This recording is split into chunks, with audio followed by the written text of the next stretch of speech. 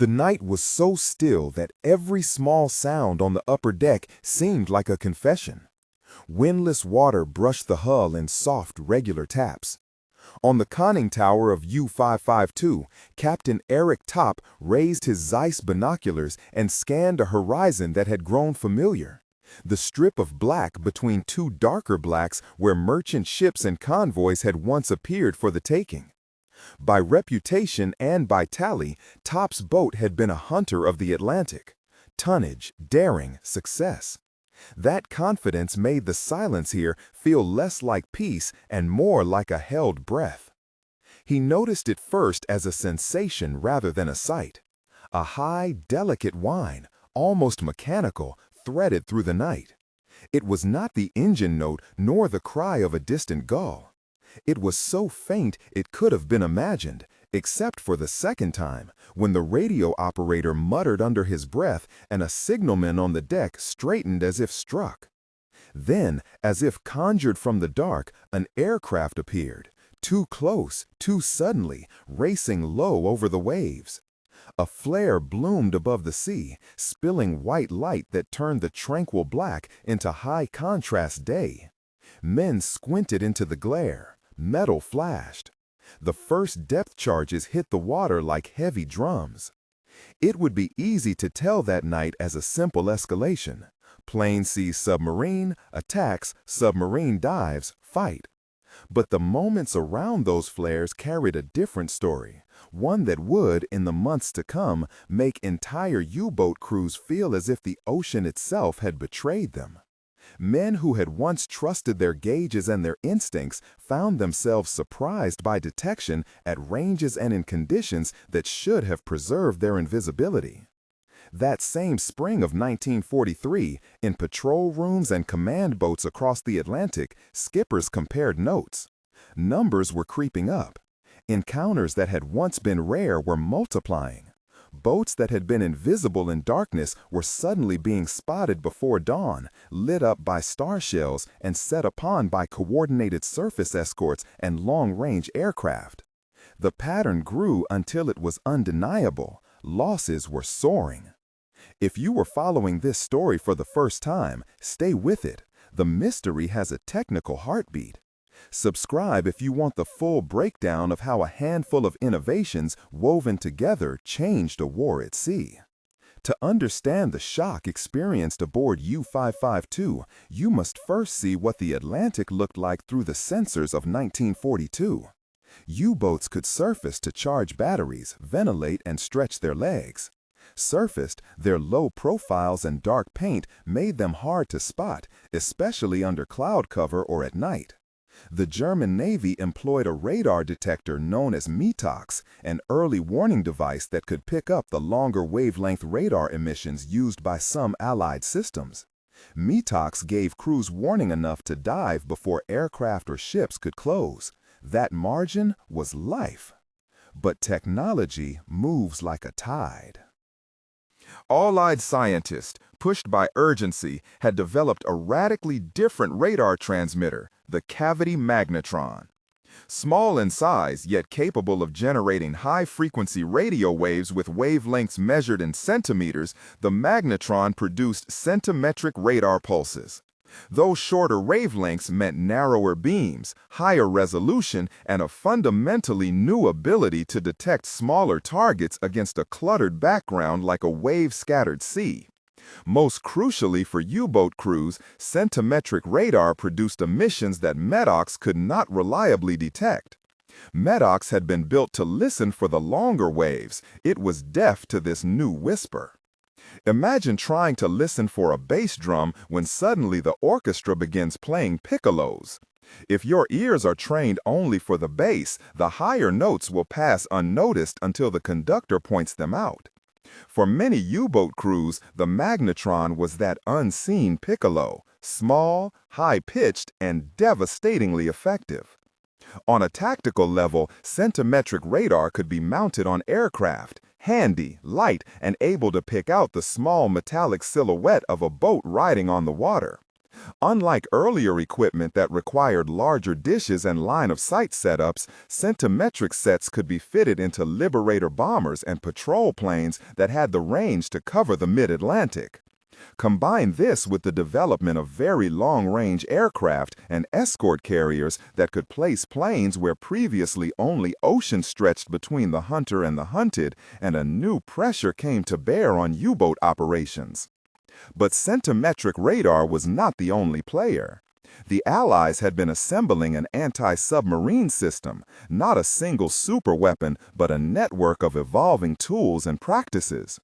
High-frequency direction finding, HFDF, commonly called HFDF, tracked radio transmissions. When a U-boat broadcast a sighting or a weather report, HFDF stations and ships could triangulate a bearing and vector surface escorts or aircraft to the area. ASDIC, what we now call active sonar, could locate submerged targets once a contact was close. It was effective underwater, but limited by range and by conditions, like thermoclines and sea state. Weapons evolved too. The hedgehog and a head-thrown pattern of contact bombs increased the chance of a kill by detonating only upon impact rather than relying on pattern depth. Depth charges were improved in both fuse and formulation. Intelligence, code-breaking efforts collectively known as Ultra, provided a strategic edge, revealing convoy routes and U-boat dispositions when plain text could be recovered from decrypted Enigma traffic. And behind all of this, Allied shipbuilding, hundreds of merchantmen and escorts, kept replacing losses and expanding the number of platforms available for convoy protection. There is an easy trap in recounting this story, to single out the magnetron as the victorious device. That would be a kind of historical illusion. The real victory lay in integration, the way information, sensors, weapons, and platforms were fused into a functioning system. The magnetron made detection materially easier in many conditions. But without HFDF to point aircraft to a bearing, without escort carriers to host those aircraft close to operational zones, without Hedgehog and modern depth charges to turn detected contacts into kills, and without Ultra to shape operational priorities, centimetric radar would have been a powerful tool in a toolbox that was still scattered. Back aboard U-552, the creak of the pressure hull under depth charging was a human counterpoint to the cold terms that would later populate charts and briefings. Topp, who had spent long hours peering across the Atlantic, knew the sea intimately, the angle of wake behind a trawler, the subtle light that betrayed a ship's silhouette. But on nights when centimetric radar came into play, that knowledge translated into little. Aircraft could approach under cloud and find a submarine long before visual detection. Star shells turned night into instant daylight, and the coordination between plane and surface escort meant there was sometimes less than a minute between detection and attack. There were reported cases, accounts written after the fact, of U-boat crews mistaking the unfamiliar frequency for malfunction, or of commanders initially assuming they had been betrayed by bad luck. Then the patterns emerged. Across April and May of 1943, the tally sheets told an uncomfortable truth. Sinkings of U-boats spiked, while Allied anti-submarine capability and escorts increased. The month that historians call Black May is remembered because it reflected a turning point in the Battle of the Atlantic. The combination of new detection methods and an expanded fleet pressured U-boat operations to the point where the costs of continuing the campaign outweighed the potential gains. Operationally, the impact rippled. When U-boat commanders reported unexplained detections, contact at greater distances, aircraft linking up with escorts faster than expected, command in Berlin and BDO, the U-boat command, heard the signal. The Atlantic was becoming less hospitable. Admiral Karl Dönitz, whose career and doctrine were tied to submarine warfare, had to confront a hard reality. Orders were issued that reflected evolving tactics and, in some accounts, the beginning of strategic withdrawal from contested waters. Historians debate precise timings and the relative weight of each contributing factor. What is clear is that the losses of May and the months that followed prompted a re-examination of U-boat deployment. When a U-boat was forced to surface by damaged or exhausted batteries, the human moments that followed could be stark. Men clambered out, faces salt-streaked and grim. Surviving crew members later described the bewilderment of being brought onto an Allied ship and led, minutes later, into a cramped cabin where a radar operator pointed to a glowing green scope. There on the screen were blips, little dots representing returns from the vessel in the water. For many German commanders, this was the first time they had been shown such a display, and the experience was jarring. The picture made the invisible visible. The scientific breakthrough behind that glow, the cavity magnetron, began in laboratories far removed from the Atlantic storms. British physicists at the University of Birmingham and engineers in wartime labs refined the magnetron so that a relatively compact device could generate microwaves strong enough for practical radar. The magnetron's advantage was not solely power. It allowed antennas to be smaller and more directional, reducing sea clutter and enabling fine resolution. On a patrol aircraft, that meant the crew could detect the narrow metallic strip of a submarine's conning tower or the lighter radar cross-section of a snorkel mast that protruded above waves.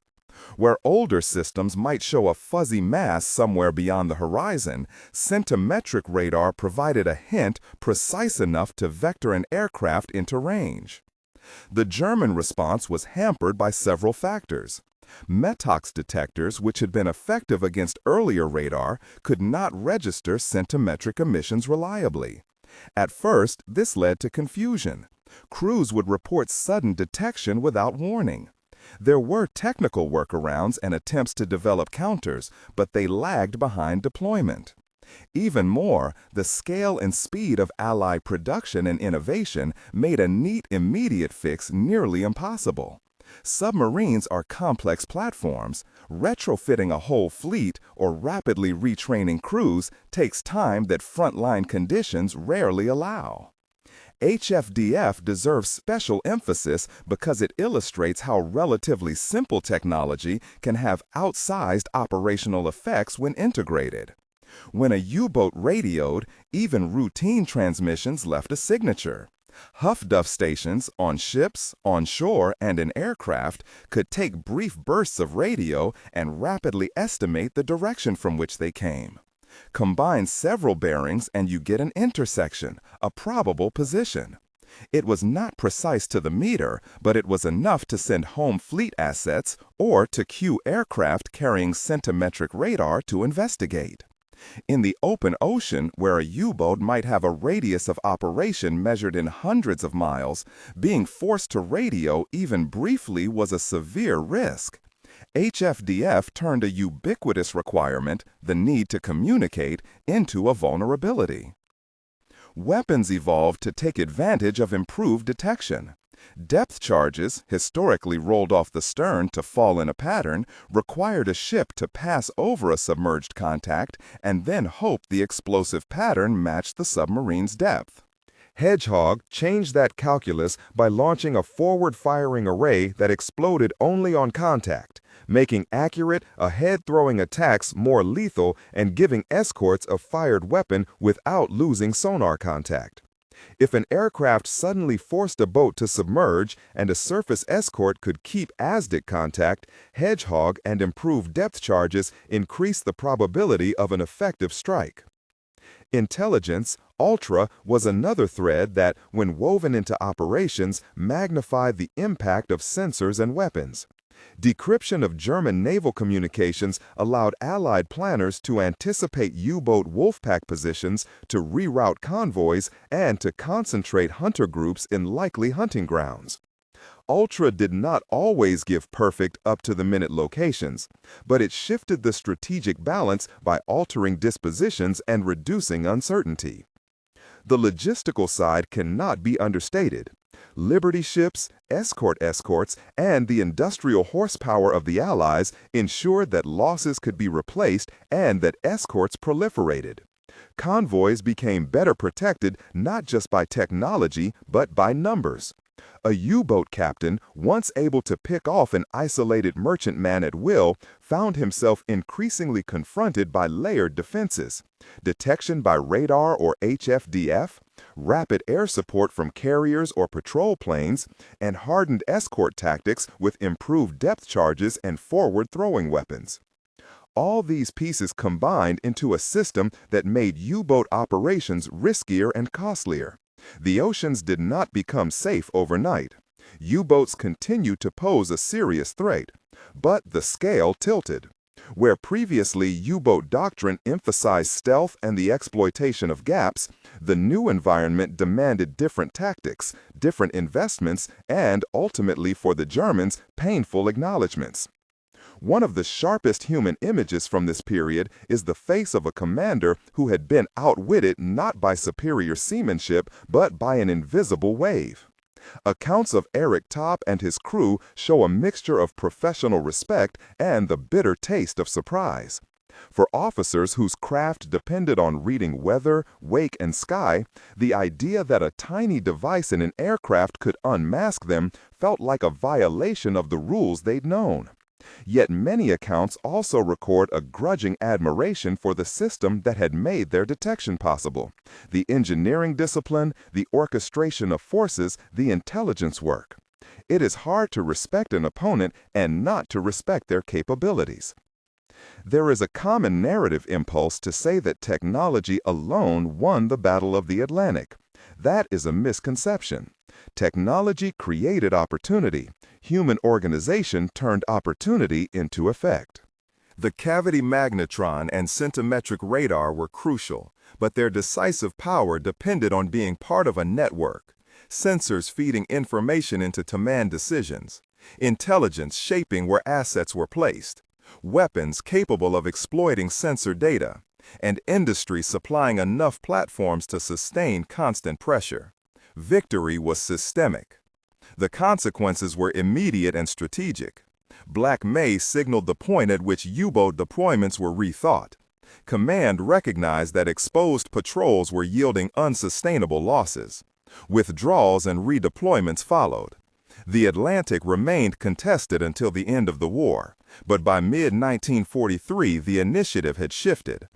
Allied control of the sea lanes, essential for logistics, lend-lease, and the buildup for invasion, depended on that shift. We can paint the shift in mental images as well as in charts. Imagine a dark room where, for months, one group moves silently around chairs and tables, slipping between shadows. Then someone switches on multiple small lamps, each focused on a particular corner. Suddenly the shadows recede. The players who relied on shadow to move unnoticed now find themselves exposed. The lamps are the radars. The people operating them are technicians, pilots, sailors, and analysts working in time-staggered synchrony. None of the lamps alone would have won the room. Together, they changed who could move and who could hide. There is also a cautionary tale in these events.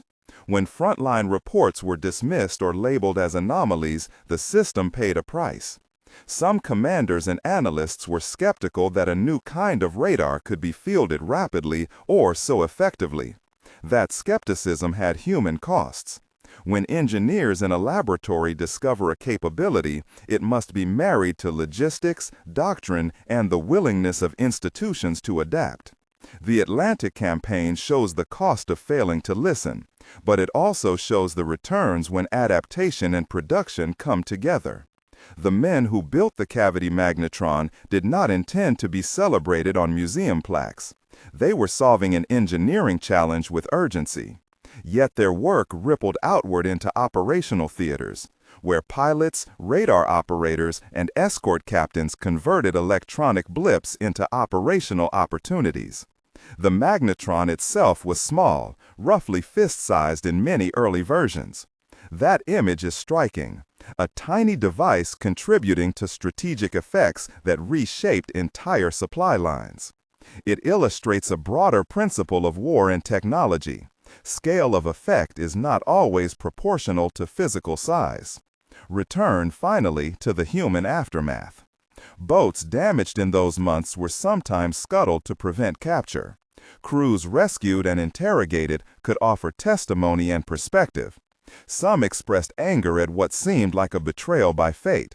Others, with time, expressed respect for the proficiency of their opponents. Admiral Donitz, who had directed submarine warfare as a strategic doctrine, faced difficult choices. Orders to continue operations weighed against the reality of losses and the need to preserve remaining forces. Whether one reads his actions as pragmatic or desperate, the outcome was altered U-boat strategy and a recognition that the technological tide had turned. If there is a single synthesis to draw from those months, it is this: wars are not won by isolated inventions, but by the integration of invention into systems of action. A device that improves detection is valuable only insofar as it fits into a chain of detection, decision, and destruction or deterrence. In the Atlantic, centimetric radar shortened that chain. Huff-Duff provided bearings that made searching efficient. Ultra offered direction that made planning possible. Improved weapons converted detection into losses for the opponent, and industrial output ensured persistence. Together, these elements made convoying sustainable and reduced the strategic impact of the U-boat threat. That lesson remains relevant beyond history. The story of U-552, of Topp peering through his binoculars and later confronting a glowing radar screen, is a human frame for a technical truth. Small innovations, when networked, can have outsized consequences. Engineering, doctrine, intelligence, and industrial capacity form a tapestry. Pull one thread and the pattern changes. Pull many and the fabric is remade. The Atlantic did not surrender to a single machine or a single admiral. It yielded to coordination, to cumulative advantage, and to the disciplined application of multiple technologies at scale. Engineers in Birmingham and technicians in Massachusetts labs did not fight surface battles, but they built elements that, when deployed with tactics and production, made the sea a more visible place for those who sought to keep it open. There is a solemnness to the tale. Men died on both sides. Merchant sailors, naval crews, and submariners all paid a cost. The technical victory did not erase that loss. It changed how the war could be supplied and sustained, how civilians in ports and soldiers on distant fronts would continue to receive the goods needed for long campaigns. That strategic consequence is why so much attention afterward was paid not just to weapons, but to the infrastructure that supported them. If you want to go deeper into another case where a small technical advance reshaped a major battle, watch our next episode on invisible technologies that decided other crucial confrontations. The story of the magnetron and the Battle of the Atlantic is a reminder. Sometimes the most consequential innovations are the ones you can't see until their light falls across the water. Thank you for staying with this deep dive. If you found this compelling, consider subscribing and exploring more videos where we trace the hidden tech that changed history.